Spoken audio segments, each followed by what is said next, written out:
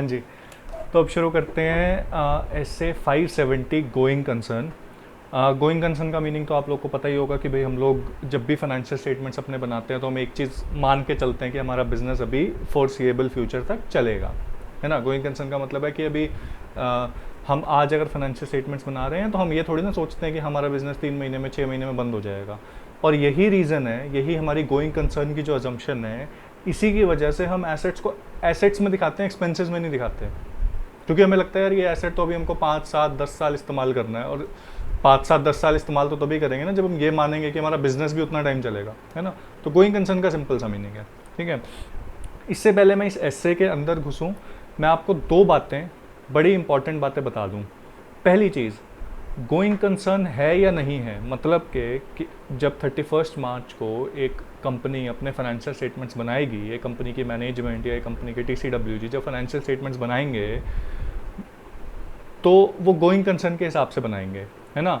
तो पहली रिस्पॉन्सिबिलिटी ये जानने की, ये पता करने की कि क्या एक्चुअल में बिजनेस गोइंग कंसर्न में है या नहीं, या फिर ऐसी कोई कंडीशन तो नहीं है कि अगले 6 महीने साल भर में बिजनेस बंद होने वाला है। ये चीज़ इवेलुएट करने की पहली रिस्पॉन्सिबिलिटी किसकी है? मैनेजमेंट की। ऑडिटर की रिस्पॉन्सिबिलिटी तो बाद में है, पहली रिस्पॉन्सिबिलिटी किसकी है? मैनेजमेंट की, ये देखने की कि गोइंग कंसर्न हो भी रहा है या नहीं, गोइंग कंसर्न अप्लाई हो रहा है या नहीं हो रहा है। ऐसा तो नहीं है कि बिजनेस बंद होने वाला है, ठीक है। तो ये तो पहली चीज़। दूसरी चीज़, मैंने ना इस एस्से में और इस एस्से में 2 शब्द यूज़ हुए हैं। एक तो इवेंट्स एंड कंडीशंस और एक है मटीरियल अनसर्टेनिटी। देखो यहाँ पर पढ़ो कि events and conditions exist that caste significant doubt on going concern. ये क्या बोल रहा है कि भाई क्या कोई ऐसे इवेंट एंड कंडीशन एग्जिस्ट करते हैं जो कि गोइंग कंसर्न के ऊपर डाउट क्रिएट करते हैं। और दूसरा पॉइंट मैंने क्या बोला? Material uncertainty. इन दोनों का फर्क पहले बता देता हूँ, फिर आपको ऐसे बहुत अच्छे समझ आ जाएगा, खुद भी रीड करोगे तो भी समझ आ जाएगा। एक बार मैं पहले बता दूँ। देखो अभी जब IPL होना था अप्रैल में, जब IPL शुरू होना था तो उससे पहले कोविड की सिचुएशन बहुत ख़राब थी, होने लग गई थी ख़राब, है ना। तो एक ऐसी कंडीशंस आ गई थी जिससे ये अनसर्टेनिटी थी कि IPL होगा या नहीं होगा। ये तो क्या था? एक ऐसा इवेंट या ऐसी कंडीशन जिसकी वजह से हमें डाउट हो कि भाई अब गोइंग कंसर्न, या फिर हमारे एग्जांपल में कि IPL होगा या नहीं होगा। लेकिन IPL शुरू हुआ, कंडीशन अभी भी है, कोविड अभी भी चालू था, लेकिन IPL शुरू हुआ। IPL शुरू हुआ, लगभग आधा IPL हो गया, और आधा IPL होने के बाद कुछ प्लेयर्स पॉजिटिव आ गए। अब क्या आ गया? Material uncertainty. Events and conditions तो पहले से ही थी, जब वो प्लेयर्स पॉजिटिव मिले तो मटीरियल अनसर्टेनिटी आ गई और अल्टीमेटली IPL को पोस्टपोन कर दिया गया। तो आपको फर्क समझ आ रहा है कि कंडीशंस हैं, इसका मतलब ये नहीं कि अनसर्टेनिटी भी है। कंडीशंस हैं, ठीक है, डाउट है अभी हमें कि भाई हमारा बिजनेस चलेगा या नहीं चलेगा, कोई ऐसा इवेंट हो गया, कोई केस हो गया कंपनी के ऊपर, हमें डाउट है कि भाई हो सकता है हमारे गोइंग कंसर्न पे इम्पैक्ट कर जाए। लेकिन जो केस हुआ, जब उस केस का रिजल्ट आया और हमको बहुत बड़ा अमाउंट पे करने को ऑर्डर मिल गया, अब क्या आ गया? Material uncertainty. फ़र्क समझ गया मटीरियल अनसर्टेनिटी और इवेंट्स एंड कंडीशंस का, ठीक है। ये बहुत ज़रूरी था। अब आगे करते हैं, अब हम अपना ऐसे शुरू करते हैं। देखिए, पहली रिस्पॉन्सिबिलिटी गोइंग कंसर्न को इवेल्युएट करने की किसकी है? मैनेजमेंट की, है ना। तो जब हम जाएंगे ऑडिट करने तो पहले हम अपना काम बाद में देखेंगे, हमको क्या करना है, पहले तो मैनेजमेंट से ही पूछ लेंगे, भाई क्या तुमने गोइंग कंसर्न की असेसमेंट करी थी? वो क्या बताएंगे? हाँ जी करी थी, या फिर वो कहेंगे नहीं करी थी। दो ही सिचुएशन हो सकती है ना। हमने जाके पूछा, सर आपने गोइंग कंसर्न की असेसमेंट करी थी? आपने जो अपने फाइनेंशियल स्टेटमेंट बनाए हैं वो गोइंग कंसर्न के हिसाब से बनाए हैं, क्या आपने एक्चुअल में ये असेसमेंट करी थी कि गोइंग कंसर्न है भी या नहीं? कहीं ऐसा तो नहीं कि आपके बिजनेस में कोई ऐसी कंडीशंस, ऐसे इवेंट्स है जिससे आपका बिजनेस अगले 6 महीने में बंद होने वाला है। क्या आपने इस चीज़ की असेसमेंट करी थी? हाँ या ना? मैनेजमेंट ने बोला नहीं करी थी, या फिर मैनेजमेंट बोला हाँ करी थी। अगर मैनेजमेंट बोलती है जी नहीं करी थी, तो आप क्या कर सकते हो? बट डिस्कशन कर लो, क्यों नहीं करी। फिर उनसे ये पूछ लो, डिस्कशन आपने करा क्यों नहीं करी, फिर आप उनसे ये पूछ लो चलो आपने नहीं करी ना, कोई बात नहीं। आपको कोई भी ऐसा इवेंट, फिर भी आपको लगता है कि कोई ऐसा इवेंट हुआ हो जिससे आपको लगता हो कि डाउट गोइंग कंसर्न के ऊपर हो सकता है। भाई देखो, असेसमेंट स्पेशल गोइंग कंसर्न की नहीं करी, लेकिन जो बंदा रोज़ काम कर रहा है उनको पता है कि उनके ऊपर कौन से केस हो रहे हैं, उनको पता है कि कौन कौन सी अनसर्टेनिटीज़ हैं, उसको फिर भी कुछ तो आइडिया होगा ना कि भाई क्या क्या चल रहा है। तो आप उससे ये पूछ लो, भाई जो भी चल रहा है एक बार उनमें से कुछ भी तो इवेल्युएट करके कुछ सोच समझ के ये तो बता दे कि कहीं ऐसा तो नहीं है कि कोई ऐसा इवेंट कंडीशन एग्जिस्ट कर रही है। ठीक है तूने असेसमेंट नहीं करी, बट फिर भी सोच ले एक बार। ये तो था जब मैनेजमेंट ने बोला कि नहीं, क्या करोगे, डिस्कशन करोगे, इंक्वायरी करोगे कि एक बार सोच लो भाई। लेकिन अगर मैनेजमेंट बोलती है हाँ जी हमने असेसमेंट करी है, तो डिस्कशन करो जी, कैसे असेसमेंट करी है आपने, क्या क्या चेक करा। अच्छा जी उसने बता दिया आपको जी कैसे कैसे हमने असेसमेंट करी। फिर आपने उससे पूछा अच्छा असेसमेंट करी तो कुछ पता चला, इवेंट कंडीशन कोई ऐसी जिसकी वजह से गोइंग कंसर्न पे डाउट हो, कुछ ऐसा पता चला। उसने कहा हाँ जी पता चला। तो फिर आपने उसके साथ कैसे डील किया। भाई गोइंग कंसर्न का अगर इवेंट पता चला है आपको, कोई कंडीशन पता चली है, तो आपने उसको कैसे इवेल्युएट करा। क्या आपने उसको आगे देखा कि मटेरियल अनसर्टेनिटी है या नहीं। अगर मटेरियल अनसर्टेनिटी है तो क्या आपने डिस्क्लोज करा फाइनेंशियल स्टेटमेंट में। अगर मटेरियल अनसर्टेनिटी नहीं है तो क्या आप, तो फिर आपने कैसे डील किया उस चीज़ को। क्या आपने इवेंट एंड कंडीशन का भी डिस्क्लोज। भाई देखो, अगर मैनेजमेंट को ये लगता है कि उनके बिजनेस के ऊपर एक डाउट है, तो भी क्या आपको नहीं लगता कि शेयर होल्डर्स को वो पता होना चाहिए। चाहे बिजनेस अभी अभी ये इवेंट कंडीशन इतनी मटेरियल नहीं है कि बिजनेस इमीडिएटली बंद हो जाएगा, हो सकता है 12 महीने के बाद बंद हो, साल बाद, 2 साल बाद बंद हो। लेकिन क्या अगर ऐसी इवेंट कंडीशन एग्जिस्ट कर गई, एक बहुत बड़ा केस लॉ हो गया अगर कंपनी के ऊपर, तो क्या आपको नहीं लगता कि मैनेजमेंट की रिस्पॉन्सिबिलिटी है कि वो शेयर होल्डर्स को बताए। और क्या आपको नहीं लगता कि शेयर होल्डर्स का राइट है कि उनको पता हो। तो इसलिए डिस्क्लोजर करा कि नहीं करा आपने, आप ये पूछोगे उनसे। ठीक है, तो अगर मैनेजमेंट ने बोला कि हाँ जी हमने असेसमेंट करी है, तो डिस्कस कर लो क्या असेसमेंट करी। वेदर ई मतलब events and conditions, weather events and condition exist. और अगर इवेंट्स एंड कंडीशन एग्जिस्ट करती हैं तो मैनेजमेंट ने क्या प्लान अपनाया उसको एड्रेस करने के लिए। एड्रेस ये भी हो सकता है कि उसको मिटिगेट कैसे करा, उन इवेंट्स एंड कंडीशंस को कंट्रोल में कैसे करा कि गोइंग कंसर्न पे इम्पैक्ट ना हो। एड्रेस ऐसे भी कर सकते हैं आप कि आप डिस्क्लोजर दे दो फाइनेंशियल स्टेटमेंट्स में। ठीक है, ठीक है। अच्छा, ये तो था जब हमने मैनेजमेंट ने क्या करा क्या नहीं करा वो हमने उनसे डिस्कस करा। अब बारी है कि जब हम खुद काम करने गए। देखो, अभी हमने करा मैनेजमेंट से सिर्फ डिस्कशन, अभी हमने रिस्क असेसमेंट प्रोसीजर करी, हम गए हमने डिस्कशंस करे। अभी तक हमने वो डॉक्यूमेंटेशन, सैम्पलिंग, वो सब काम नहीं शुरू किया है। वो सब काम तो अभी शुरू करना है। यहाँ तक हमने सिर्फ डिस्कशन करा, डिस्कशन के बेस पे हमको कुछ इन्फॉर्मेशन मिली, हमने उनसे पूछा कि भाई असेसमेंट करी थी, उसने हाँ बोला ना बोला, उसके बेसिस पे हमने डिसीजन ले लिया, उसके बेसिस पे हमने और आगे उससे बातें पूछ ली। ठीक है, ये जो मैंने अभी तक बात बताई ना, इसका क्वेश्चन है आरटीपी में है शायद या एमटीपी में है, लेकिन इन पॉइंट्स पे क्वेश्चन है कि अगर मैनेजमेंट ने असेसमेंट नहीं करी है तो क्या करना है आपने, मैनेजमेंट ने असेसमेंट करी है तो क्या करना है आपने। यही 2 और यही 3 पॉइंट्स हैं, तो थोड़ा सा डिटेल में लिखना है। ठीक है, अच्छा, ये तो थी असेसमेंट की मैनेजमेंट ने। अब हम जब काम करना शुरू करेंगे, हम जब ऑडिट करना शुरू करेंगे, हम जब ऑडिट प्रोसीजर्स लगाएंगे, तो हम भी तो बहुत सारे एविडेंसेस लेंगे, बहुत सारे एविडेंसेस को इवैल्यूएट करेंगे। ऐसा भी तो हो सकता है जब हमने उन एविडेंसेस को इवैल्यूएट करना शुरू किया तो हमको कोई इवेंट कंडीशन मिल जाए, हमको कोई मटेरियल अनसर्टेनिटी मिल जाए, तो अब हम क्या करें, छोड़ दें उसको कि मैनेजमेंट ने करा था असेसमेंट, मैनेजमेंट का असेसमेंट में तो सब कुछ ठीक था तो अब मैं भी छोड़ देता हूँ। नहीं, आपको अलर्ट रहना है। आपको अलर्ट रहना है किस चीज़ के लिए, कि भाई कोई इवेंट कंडीशन है जो सिग्निफिकेंट डाउट क्रिएट कर रही है ऑन गोइंग कंसर्न, और अगर ऐसा है तो भाई अब और एविडेंस मंगवाओ। एविडेंस कैसे, सफिशिएंट एंड अप्रोप्रिएट, ऐसे एविडेंसेस बताओ, मंगवाओ और चेक करो कि क्या कोई मटेरियल अनसर्टेनिटी है। भाई इवेंट कंडीशन है और उसका इम्पैक्ट भी देखो ना कि इवेंट कंडीशन का इम्पैक्ट क्या है, तो मटेरियल अनसर्टेनिटी को भी इवैल्यूएट करो। और आप ये मटेरियल अनसर्टेनिटी कैसे इवैल्यूएट करोगे, बहुत सारी एडिशनल प्रोसीजर्स अपना सकते हो। क्या एडिशनल प्रोसीजर्स अपना सकते हो, 3 तो मैनेजमेंट से रिलेटेड हैं कि भाई अगर मैनेजमेंट ने असेसमेंट करी थी तो मैनेजमेंट को बोलो कि भाई आप अपना future plan of action evaluate करो।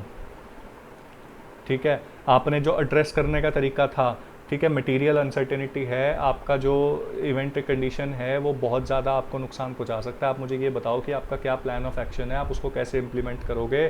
ठीक है, और उनसे पता है, उनसे लिखवा भी लो, उनसे रिटर्न रिप्रेजेंटेशन लो कि भाई आपका क्या प्लान ऑफ एक्शन है और आपको क्या लगता है ये फिजिबल है भी या नहीं। देखो, जब भी ये चीज़ पता चलेगी कि भाई गोइंग कंसर्न के ऊपर कुछ मटेरियल अनसर्टेनिटी है, तो ऐसा नहीं होगा कि बिजनेसमैन ये सोचेगा चलो भाई अब तो बंद करना है, बोरिया बिस्तर बांध के अब तो बैठ जाना है। नहीं, कुछ तो वो भी प्लान ऑफ एक्शन बनाएंगे, कुछ तो वो भी कोशिश करेंगे कि हम बिज़नेस को बचाएं। है कि नहीं?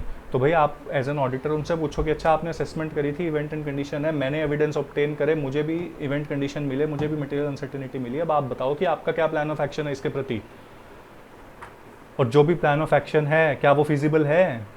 मतलब ऐसे हवा में तो कुछ नहीं बना दिया, मुझे लिख के दो कि भाई आपने क्या प्लान ऑफ एक्शन बनाया, कैसे बनाया, उसकी क्या फिजिबिलिटी है। ठीक है, ये तो तब जब मैनेजमेंट ने भी असेसमेंट करी हुई है।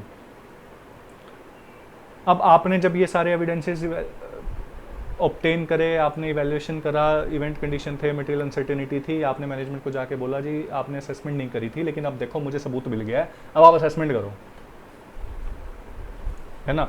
मैनेजमेंट ने या तो असेसमेंट करी हुई थी तो आप उनसे प्लान ऑफ एक्शन पूछ लो, अगर मैनेजमेंट ने असेसमेंट नहीं करी हुई थी तो अब जाके दिखाओ, ये लो जी सबूत, आपने कहा था ना हमने नहीं करी असेसमेंट, क्यों नहीं करी, हमारे बिजनेस में कोई रिस्क ही नहीं है, ये लो, ये रहे सबूत, अब करो असेसमेंट, तो मैनेजमेंट असेसमेंट करेगा। ठीक है जी। अच्छा, तीसरी चीज़ देखो, मैनेजमेंट ने असेसमेंट नहीं करी थी, आपने सबूत ढूंढ लिए, जाके बोल दो जी ये लो करो असेसमेंट। मैनेजमेंट ने असेसमेंट करी थी, आप उनसे प्लान ऑफ एक्शन मांग लो। ऐसा भी तो हो सकता है कि जिस तारीख को मैनेजमेंट ने असेसमेंट करी, ये जो इवेंट, ये जो कंडीशन थी, ये उस तारीख के बाद आपको मिला, या उस तारीख के बाद अक्कर हुआ, तो अब आप उनको क्या बोल सकते हो कि भाई एक बार ना रीअसेसमेंट कर लो। देखो, मैनेजमेंट की असेसमेंट को ही हम टारगेट कर रहे हैं यहाँ पे इन 3 पॉइंट्स में। कैसे टारगेट कर रहे हैं? उन्होंने नहीं करा तो बोल दो भाई सबूत ले जाके कि देखो हमने एविडेंस, अब हमने एविडेंस इकट्ठा कर लिया है, ये लो जी करो असेसमेंट। उन्होंने कर रखी थी तो उनको बोलो जी आपका प्लान ऑफ एक्शन कैसा है, हमें बताओ, और आप हमें अब उसके ऊपर रिटर्न रिप्रेजेंटेशन भी दो कि वो फिजिबल है भी या नहीं। तीसरी चीज़ क्या, एक बार ये देख लो कि मैनेजमेंट ने जब असेसमेंट, देखो मैनेजमेंट से जब आपने डिस्कशन करा होगा कि भाई असेसमेंट करी या नहीं करी, तो आप उनसे ये भी पूछोगे ना भाई कब करी थी, तो उन्होंने डेट बताई होगी, तो जो उन्होंने डेट बताई, अब देखो कि क्या उस डेट के बाद तो कोई ऐसी इवेंट कंडीशन नहीं आ गई, और फिर आप उनको बोल सकते हो कि भैया आप अपनी असेसमेंट के स्कोप को थोड़ा सा और बढ़ा लो। ठीक है, तीसरा। अच्छा, जो इन्होंने फिजिबिलिटी की स्टडी करी होगी, या फिर उन्होंने जब मटेरियल अनसर्टेनिटी की भी असेसमेंट करी होगी, तो उन्होंने क्या चीज़ इवेल्युएट करी होगी? उन्होंने ये देखा होगा ना कि हमको फ्यूचर में क्या प्रॉफिट्स होंगे, क्या कैश फ्लोज होंगे, है ना? एक तरह से एक फॉरकास्ट बनाया होगा। ऐसा थोड़ी ना कि यार अच्छा ये इवेंट है, अगर कोई केस भी हुआ है तो उसमें ये तो सोचेंगे ना भाई इतना कैश फ्लो जाएगा, वो कैश फ्लो कैसे बनाया, क्या अजम्पशंस थी, जो डाटा इस्तेमाल करा क्या वो रिलायबल था या नहीं था, वो कैश फ्लो का फोरकास्ट भी आपको पूरा का पूरा इवेलुएट करना है। तो एक्चुअल में आपने करा क्या, पहले तो आपने डिस्कशन करा, डिस्कशन के बेस पे आपने समझ लिया, अब आपने सबूत इकट्ठा करे, और जब आपके पास सबूत इकट्ठा हो गए तो आप मैनेजमेंट के पास वापस गए और आपने मैनेजमेंट को वापस जाके बोला कि देखो जी ऐसे ऐसे बात है, मुझे सबूत मिल गए हैं, अगर आपने असेसमेंट नहीं करी है तो अब असेसमेंट करो, अगर आपने असेसमेंट करी थी तो अपना प्लान ऑफ एक्शन बताओ, अगर आपने असेसमेंट किसी और डेट को करी थी तो अब वो पीरियड को कवर करो, और जो भी आपने कैश फ्लो का फोरकास्ट बनाया, चाहे तो अपनी फिजिबिलिटी वाले प्लान के लिए, प्लान ऑफ एक्शन के लिए, वो मुझे दो, मैं इवेलुएट करूँगा कि ये जो आपका कैश फ्लो का फोरकास्ट है ये ठीक है या नहीं है, इसमें जो आपने अजम्पशंस यूज़ करी वो ठीक है या नहीं है, इसमें जो आपने डेटा यूज़ करा वो ठीक है या नहीं है, या फिर आपने जो मटेरियल अनसर्टेनिटी के लिए जो असेसमेंट करी थी उसमें भी आपने कुछ फोरकास्ट बनाया होगा, उसको भी दो चेक करूँगा अजम्पशंस ठीक है या नहीं, चेक करूँगा डेटा ठीक है या नहीं। ठीक है, तो अभी तक क्या हुआ, पहला पॉइंट आपने सिर्फ डिस्कशन करा, उन्होंने हाँ या ना बोल दिया, अब आपने खुद जब इवेलुएट करने लगे आपने कुछ सबूत इकट्ठा करे, और सबूत इकट्ठा करके वापस मैनेजमेंट के पास गए। ऑडिट में यही होता है, आप मैनेजमेंट से प्रोसेस समझते हो, मैनेजमेंट अपनी अच्छी अच्छी बातें बता देता है, फिर आप सबूत इकट्ठा करते हो, आप उनकी प्रोसेस के अगेंस्ट सबूत इकट्ठा करते हो, आप उनके पास लेकर जाते हो, फिर आप उनसे जवाब मांगते हो, या फिर आप उनको बोलते हो कि इसको करेक्ट करो, या जो भी, वही चीज़ यहाँ पर हो रही है। ठीक है, पहला पॉइंट रिस्क असेसमेंट डिस्कशन वाला पॉइंट मैनेजमेंट के साथ हाँ या ना, उसके बाद आपने अपनी तरफ से ऐसे ही ऑब्टेन करे, उसके बेस पे फिर आपने क्या एक्शंस लिए वो लिख दिए इसके अंदर। ठीक है, तीसरी चीज़ फाइनल कंक्लूजन एंड रिपोर्टिंग। अब आपने ये सारा काम कर लिया, आपने डिस्कशंस भी कर लिए, आपने ऐसे भी ऑब्टेन कर लिए, अब आपने ये कंक्लूड करा कि भाई जो मैनेजमेंट ने गोइंग कंसर्न के हिसाब से जो फाइनेंशियल स्टेटमेंट्स बनाए थे ना वो अप्रोप्रिएट नहीं है, या फिर आप ये भी कंक्लूड कर सकते हो कि गोइंग कंसर्न के हिसाब से जो उन्होंने फाइनेंशियल स्टेटमेंट बनाए वो अप्रोप्रिएट है। तो एक्चुअल में आपको ये कंक्लूड करना है कि जो गोइंग कंसर्न की अजम्पशन मैनेजमेंट ने ली थी वो अप्रोप्रिएट है या नहीं है। और वो अप्रोप्रिएटनेस मैंने कैसे चेक करी, डिस्कशंस करे थे शुरू में आती, फिर एविडेंस ऑब्टेन करके फिर दोबारा उनके पास, मैनेजमेंट के पास जाके उनसे प्लान ऑफ एक्शन वगैरह सब इवैल्यूएट करा था। तो अप्रोप्रिएट है या नहीं है। उन्होंने जो गोइंग कंसर्न की जो अजम्पशन थी वो अप्रोप्रिएट है या नहीं है। और दूसरी चीज़ आपको क्या कंक्लूड करनी है कि भाई कोई मटेरियल अनसर्टेनिटी है या नहीं। अगर उन्होंने इवैल्यूएट करा है भाई इवेंट कंडीशन है, अब आप देखो क्या मटेरियल अनसर्टेनिटी भी है। तो ये दो आपके ऑडिटर के कंक्लूजन्स हैं। ठीक है जी। अच्छा, अब बारी है रिपोर्टिंग की। रिपोर्टिंग किस चीज़ की भाई, अब आपने सारा कुछ कर लिया, आपने कंक्लूड करा गोइंग कंसर्न अप्रोप्रिएट है नहीं है, सब कुछ कर लिया आपने। अब आपको ऑडिट रिपोर्ट में दिखाना भी तो है ना। अब आपको ऑडिट रिपोर्ट में दिखाना भी तो है। मान लीजिए फाइनेंशियल स्टेटमेंट्स को उन्होंने, मैनेजमेंट ने गोइंग कंसर्न के हिसाब से बनाया। आपका पहला कंक्लूजन क्या हो सकता है कि भाई गोइंग कंसर्न का जो यूज़ था वो इनअप्रोप्रिएट था, आपके हिसाब से गोइंग कंसर्न नहीं है। तो आप क्या ओपिनियन दोगे? एडवर्स।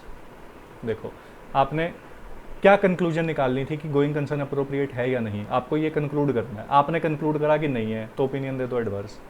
आपने कंक्लूड करा कि अप्रोप्रिएट है लेकिन साथ में मटेरियल अनसर्टेनिटीज़ भी एग्जिस्ट करती हैं। अप्रोप्रिएट है लेकिन साथ में मटेरियल अनसर्टेनिटीज़ भी एग्जिस्ट करती हैं। तो अब आप क्या करोगे? अब आप उनको ये बोलोगे मैनेजमेंट को कि सर ऐसा करो, आपका गोइंग कंसर्न का ओपिनियन ठीक है लेकिन मुझे ऐसा लगता है कि फिर भी रिस्क है। तो आप ऐसा करो, ये जो भी मटेरियल अनसर्टेनिटी है ना, इसको आप अपने डिस्क्लोजर में डाल दो। आप इसको डिस्क्लोजर में डाल दो, शेयर होल्डर को बता दो। शेयर होल्डर को कह दो जी हाँ जी मटेरियल अनसर्टेनिटी है, गोइंग कंसर्न अभी तक तो चालू है बट हाँ अनसर्टेनिटी है। ठीक है, हो सकता है कि गोइंग कंसर्न ना भी रहे। ठीक है, तो अब अगर उन्होंने मान लिया, उन्होंने डिस्क्लोज कर दिया, तो आप क्या ओपिनियन दोगे? अनमॉडिफाइड। अनमॉडिफाइड क्यों?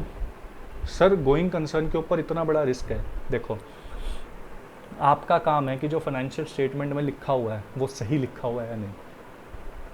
आपका काम ये नहीं है कि बिज़नेस बंद होने वाला है तो हम ओपिनियन चेंज करेंगे, बिज़नेस चलने वाला है तो हम ओपिनियन अनमॉडिफाइड रखेंगे। नहीं, अगर बिज़नेस बंद होने वाला है, अगर बिज़नेस में रिस्क है, अगर बिज़नेस में मटेरियल अनसर्टेनिटी है और मैनेजमेंट ने बता दिया कि हाँ जी है मटेरियल अनसर्टेनिटी, तो उन्होंने अपना काम ठीक से किया है। उन्होंने डिस्क्लोजर बिल्कुल ठीक दिया है। जो फाइनेंशियल स्टेटमेंट जो व्यू दे रहे हैं वो बिल्कुल ट्रू और फेयर है। तो आप क्या ओपिनियन दोगे? अनमॉडिफाइड। हाँ, लेकिन आप अपने सेपरेट सेक्शन में ये चीज़ ज़रूर मेंशन करोगे कि भाई मटेरियल अनसर्टेनिटी है। वही चीज़ है कि मटेरियल अनसर्टेनिटी अगर एग्जिस्ट करती है और डिस्क्लोजर दे दिया तो ठीक है अनमॉडिफाइड ओपिनियन, लेकिन सेपरेट सेक्शन में बता दो। अगर डिस्क्लोजर नहीं दिया तो आप क्वालिफाइड या एडवर्स ओपिनियन जो आपका दिल करे, जैसा भी वहाँ पर आपकी कंडीशन हो उस हिसाब से आप क्वालिफाइड या एडवर्स ओपिनियन दे दीजिए। ठीक है, और साथ में अपना बेसिस ऑफ ओपिनियन भी डाल दीजिए। बेसिस ऑफ ओपिनियन में क्या डालेंगे कि भाई आपने ये क्वालिफाइड या फिर एडवर्स ओपिनियन क्यों दिया, क्या इवेंट था, क्या कंडीशन थी, क्या मटेरियल अनसर्टेनिटी थी, वो डाल दीजिए। ठीक है। तीसरी चीज़ आपने यहाँ पर मैनेजमेंट ने असेसमेंट नहीं करी थी। ठीक है जी, आपने डिस्कशन करा, आपने सबूत इकट्ठा करके मैनेजमेंट को बोला जी असेसमेंट कर लो। मैनेजमेंट वाले बोलते हैं हम तो नहीं करते। कर लो, क्या करोगे? आपने यहाँ पर बोला जी आप एडिशनल फैक्ट्स मिले हैं, आप रीअसेसमेंट, उन्होंने बोला हम तो करते ही नहीं असेसमेंट। तो अब आप क्या करोगे? ओपिनियन चेंज करोगे? अब अनमॉडिफाइड ओपिनियन थोड़ी ना दे सकते हो जब अगलों ने असेसमेंट ही नहीं करी। आपने बोला, देखो आप ऑडिटर हो, आप सबूत निकाल के दे सकते हो, आप बिजनेसमैन नहीं हो, आपको इन एंड आउट नहीं पता कि बिजनेस कैसे होता है। आप अंडरस्टैंडिंग ले सकते हो, लेकिन फिर भी आपसे ज़्यादा कहीं ना कहीं ज़्यादा नॉलेज बिजनेसमैन को ही होगी उसके बिजनेस को लेकर। तो ऐसे में आप उनको सबूत इकट्ठे करके दे सकते हो। असेसमेंट वो करेंगे, आप असेसमेंट को ओवरसी कर सकते हो,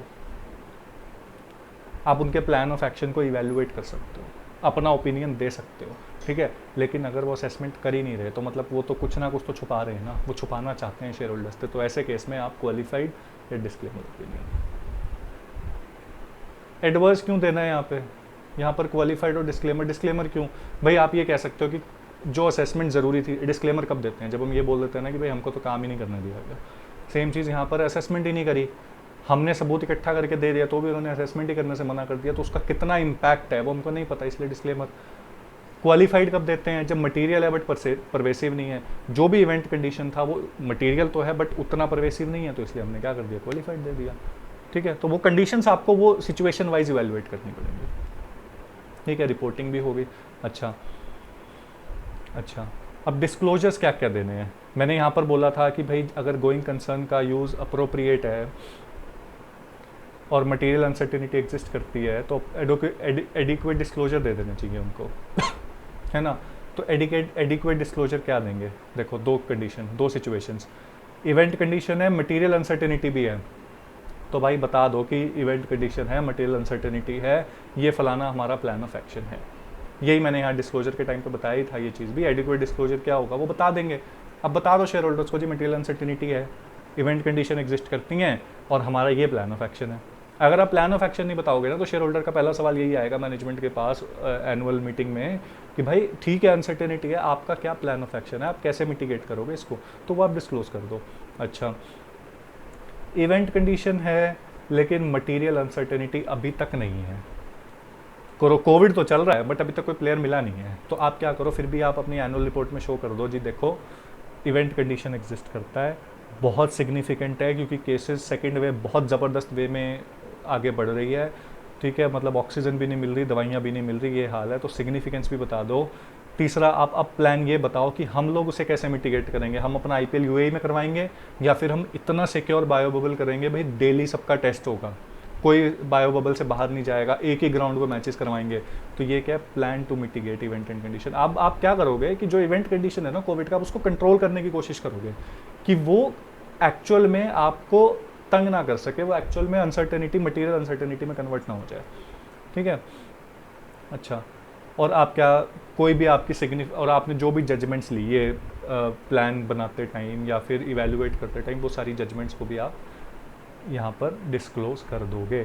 तो आपने क्या करा, डिस्कशंस करे रैप रिस्क असेसमेंट के टाइम पे, उसके बाद आपने जब ऑडिट प्रोसीजर करी, आपने अपने एविडेंसेस ऑब्टेन करे, उसके बेस पे आप मैनेजमेंट के पास गए, असेसमेंट करो, अगर नहीं करी है तो, अगर असेसमेंट करी है तो अपना प्लान ऑफ एक्शन बताओ, उसको मैं इवेल्युएट करूँगा, कैश फ्लो फोरकास्ट बनाया होगा दे दो, मैं एजम्पशंस और डेटा को इवेल्युएट करूँगा, अगर एडिशनल फैक्ट्स कुछ बाद में पता चले हैं तो एक बार वो भी इवेल्युएट कर लो, ठीक है। इन सब के बेसिस पे मैं कंक्लूड करूँगा कि गोइंग कंसर्न की एजम्पशन अप्रोप्रिएट थी या नहीं थी। अगर मैं अज्यूम करता हूँ कि अप्रोप्रिएट नहीं है तो मैं एडवर्स ओपिनियन दूंगा, अगर मैं कंक्लूड करता हूँ कि अप्रोप्रिएट है लेकिन मटेरियल अनसर्टेनिटी है तो मैं क्या करूँगा, मैं कहूँगा आप डिस्क्लोज कर दो कि मटेरियल अनसर्टेनिटी। अगर उन्होंने कर दिया तो ठीक है, अनमॉडिफाइड ओपिनियन, अगर उन्होंने नहीं किया तो क्वालिफाइड ओपिनियन या एडवर्स ओपिनियन, अगर उन्होंने असेसमेंट करने से मना कर दिया तो क्वालिफाइड या डिस्क्लेमर। अगर गोइंग कंसर्न की असेसमेंट अप्रोप्रिएट थी, कोई मटेरियल अनसर्टेनिटी एग्जिस्ट नहीं करती, कोई इवेंट कंडीशन एग्जिस्ट नहीं करता, तो चक्कर ही खत्म ना, फिर तो अनमॉडिफाइड है ही, फिर तो स्पेशल बात ही क्या, ठीक है। डिस्क्लोजर क्या क्या करने पड़ सकते हैं, इवेंट कंडीशन है और मटेरियल अनसर्टेनिटी है तो डिस्क्लोज कर दो क्या इवेंट कंडीशन है और क्या प्लान ऑफ एक्शन है, ठीक है, क्या मटेरियल अनसर्टेनिटी है वो बता दो। अगर इवेंट कंडीशन है तो इवेंट कंडीशन बता दो क्या है, उसकी सिग्निफिकेंस बता दो, ठीक है, उसको कैसे अब आप मिटिगेट करोगे कि वो मटेरियल अनसर्टेनिटी ना बन पाए, और इस पूरी प्रोसेस के दौरान आपने क्या क्या जजमेंट्स ली, क्या क्या आपने डिसीजंस ली, वो डाल दो, ठीक है। इस पूरे एस्से के हिसाब से अब आप ये सोचो कि ऑडिटर का ऑब्जेक्टिव क्या है। ऑडिटर का पहला ऑब्जेक्टिव तो यही है ना कि भाई कंक्लूड करना है कि गोइंग कंसर्न का जो यूज़ हुआ है वो अप्रोप्रिएट हुआ है या नहीं हुआ है, इस बात पे रिपोर्ट करना है ना। दूसरी चीज़ ये इवेल्युएट करना है कि मैनेजमेंट ने जो असेसमेंट करी थी वो ठीक करी थी या नहीं करी थी, उसके बेस पे कोई इवेंट या कोई ऐसा इवेंट या कंडीशन पता चला जो कि गोइंग कंसर्न को इम्पैक्ट कर सकता है। तीसरी चीज़ आप एडिशनल ऑडिट प्रोसीजर्स परफॉर्म करके आप यही इवेल्युएट करोगे कि क्या कोई मटेरियल अनसर्टेनिटी है या नहीं, यही ऑब्जेक्टिव है। तीन ही काम करे ना, डिस्कशन करा मैनेजमेंट के असेसमेंट के ऊपर, खुद एविडेंस ऑब्टेन करे, और तीसरी चीज़ क्या करी, रिपोर्टिंग करी, ठीक है। अच्छा, एक पॉइंट और है, छोटा सा पॉइंट है, इसके ऊपर एक क्वेश्चन आया हुआ है, किसी शायद मेरे ख्याल नवंबर वाले अटेम्प्ट में आया था, नवंबर 2020 वाले में, ठीक है।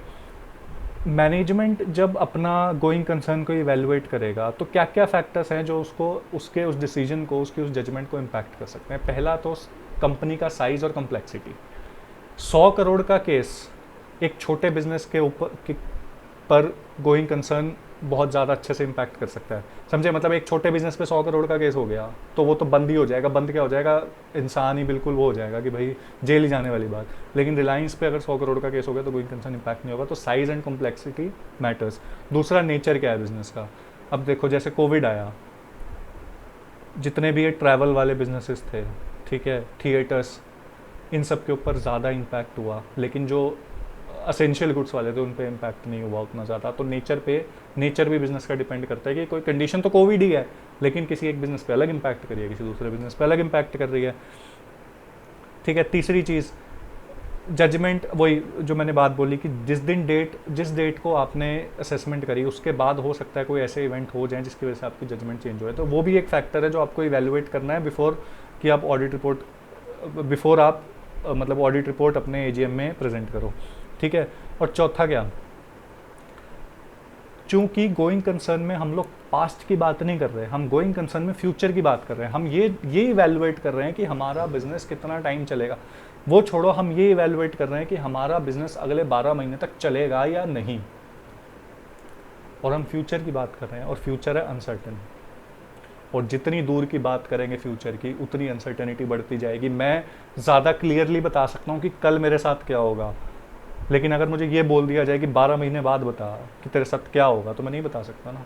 तो वही है कि जितनी डिग्री ऑफ अनसर्टेनिटी जो है ना, वो फ्यूचर में जैसे जैसे हम जाते रहेंगे उस हिसाब से बढ़ती रहेगी, ठीक है। ये चार्ट सफिशिएंट है, इस चार्ट से आपके अभी तक जितने क्वेश्चंस आए हैं सब कवर हो गए हैं। मैंने इसके अंदर क्वेश्चंस ना इसी पीडीएफ के साथ अटैच भी कर दिए हैं, आपको गूगल ड्राइव का जो लिंक है उसमें मिल जाएंगे, ठीक है। इन क्वेश्चंस को साथ के साथ देख लीजिए। Thank you so much.